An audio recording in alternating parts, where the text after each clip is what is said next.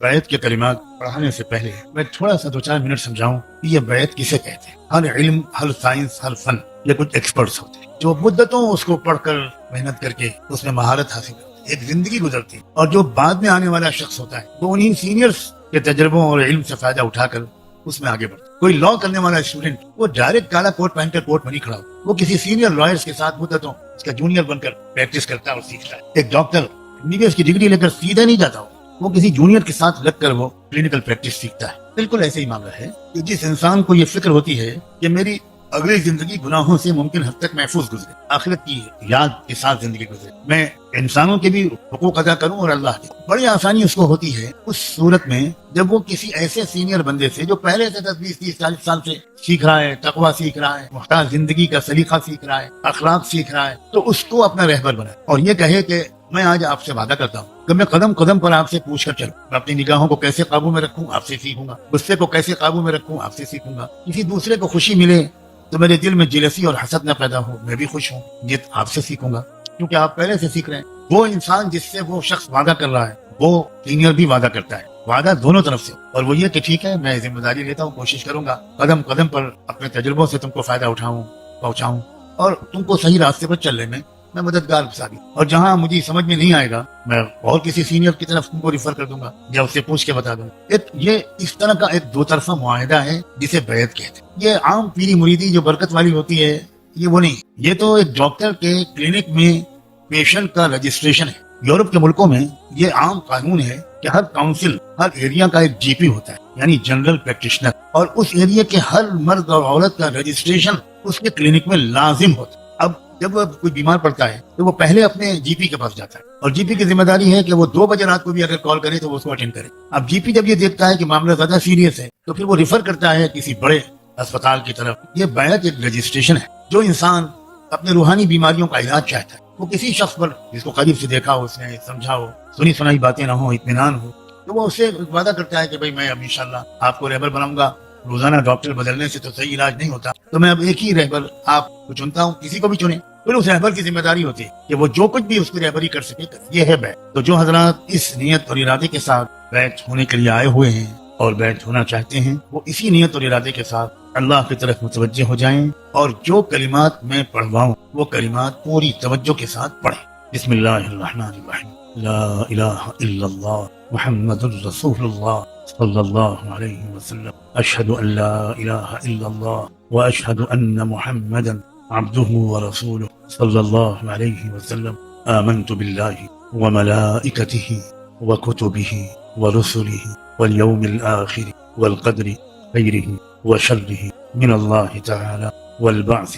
بعد الموت، آمنت باللہ كما هو بأسمائه وصفاته وقبلت جميع أحكامه إقرارا باللسان وتصديقا بالقلب، أستغفر الله ربي من كل ذنب وأتوب إليه، أستغفر الله ربي من كل ذنب وأتوب إليه، أستغفر الله ربي من كل ذنب وأتوب إليه۔ کچھ ہلکے پھلکے معمولات بتاتا ہوں، آپ اگر روزانہ بتائے ہوئے طریقے کے مطابق ان معمولات کو پورا کریں گے تو آپ کو خود اپنے اندر ایک تبدیلی میں، اور تبدیلی یہ ہوگی کہ جن گناہوں کو چھوڑنا مشکل ہو رہا تھا ان گناہوں سے پیچھا چھوٹنے لگے گا۔ سب سے پہلا معمول ہے استغفر اللہ ربی من کل ذنب واتوب الیہ۔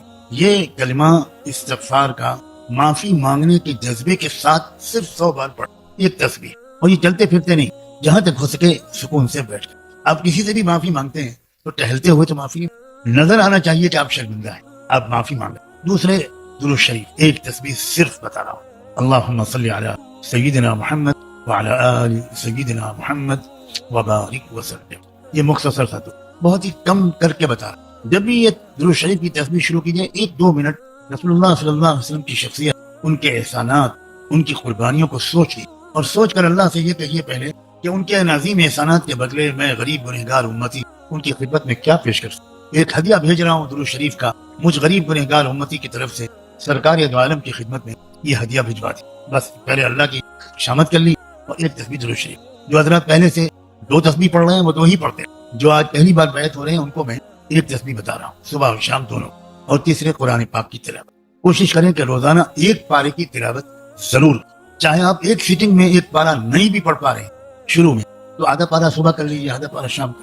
तो जो वक्त आपका घटिया चीजों में सर्फ होता था वो वक्त आज से ही बढ़िया चीजों में खर्च होने, और वो आयत पर अमल आज ही से शुरू हो जाएगा जिस पर मैंने पूरी गुफ्तगू की है। और चौथी चीज ये है कि अगर आप हिम्मत कर सकें तो एक अमल और है, वो ध्यान का, मुराकबे का। इंसान का दिल अगर साफ हो जाए तो जिंदगी साफ। आप 15 मिनट निकाल लें, सुबह शाम दोनों वक्त हो जाए तो बहुत अच्छा। अगर नहीं निकाल पा रहे तो एक वक्त कर लें शुरू, और अल्लाह से दुआ मांगे कि अल्लाह मेरे दिल पर अपनी रहमत उतार दीजिए। 1 मिनट की दुआ मांगने के बाद आप फौरन आंखें बंद कर लीजिए, गर्दन झुका लीजिए, अपने दिमाग की पूरी तवज्जो अपने दिल की जगह पर लगाइए और ये तसव्वुर कीजिए कि अल्लाह की रहमत आ रही है, मेरे दिल में समा रही है, मेरे दिल की तमाम गंदगियां दूर हो रही हैं और मेरा दिल खुशी और शुक्र के जज्बे से कह रहा है अल्लाह अल्लाह अल्लाह। जुबान बिल्कुल नहीं ले, सिर्फ ये तसव्वुर कीजिए, इमेजिन कीजिए, फील करने की कोशिश कीजिए कि दिल कह रहा है अल्लाह अल्लाह, और आप दिल के कानों से सुन। चंद दिन के बाद, कुछ लोग तो दूसरे ही दिन से, कुछ 15-20 दिन लग जाते, आपको अपने दिल से खुद आवाज सुनाई पड़े। और यह दिल की आम धड़कन बिल्कुल अलग है जो जिस्मानी दिल की धड़कन, लेकिन ये रूहानी दिल जो होता है लतीफ़े क़ल्ब, ये वो अल्लाह अल्लाह कहना शुरू कर देगा। और फिर तो ये हालत हो जाएगी इंशाअल्लाह कि जैसे रिमोट आपके हाथ में आ गया, आपने रिमोट ऑन किया और पंखा चलने लगा, एसी चलने लगा। तो जैसे ही आप दिल की तरफ जरा सा तवज्जो करेंगे, चलते फिरते उठते बैठते, तो दिल आपका अल्लाह अल्लाह करना शुरू। और जो लज्जत जिंदगी में आएगी आप मुझे बताना, जब दिल अल्लाह अल्लाह करने लगता है तो जो सुरूर, जो रूहानी लज्जत आती है, मुझे नहीं लगता दुनिया में किसी काम से। हम और आप किसी अच्छी आवाज वाले शायर से नाज सुनते हैं सरकार दो आलम की शान में, कितनी खुशी होती, कितना अच्छा लगता। जब दिल ही कहने लगा अल्लाह अल्लाह अल्लाह, जब अपने दिल की आवाज आएगी तो क्या कैफियत पैदा। यही चीज है कि ला खौफुन अलैहिम वला हुम यहज़नून। फिर ऐसी सकीनत उतरती है दिल पर, ऐसी तुमानीनत नसीब होती है, अला बिज़िक्रिल्लाह तत्मइन्नुल क़ुलूब, दिलों को इत्मीनान नसीब होता है। आज बिल्डिंगें मौजूद हैं, कारें मौजूद हैं, मगर दिलों को सुकून नसीब नहीं। मुझे उम्मीद है कि इंशाअल्लाह पाबंदी से सब हजरात, सब ख़वातीन जो सुन रही हैं वो करेंगे इंशाअल्लाह।